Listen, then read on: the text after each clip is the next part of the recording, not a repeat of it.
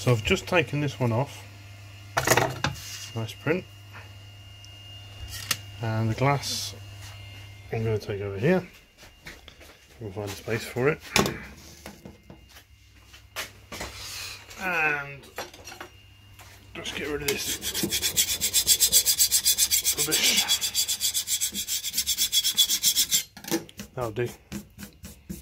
Nice and clean. Give it a wipe. Ready. Okay.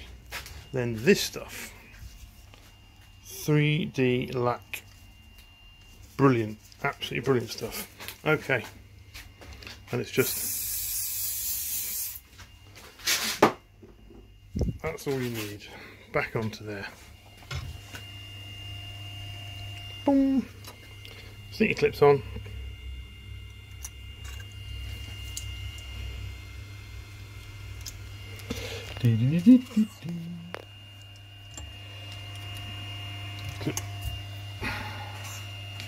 That's one. Oh, I'm trying to do it with the wrong hand. Okay, and bang. Print from the.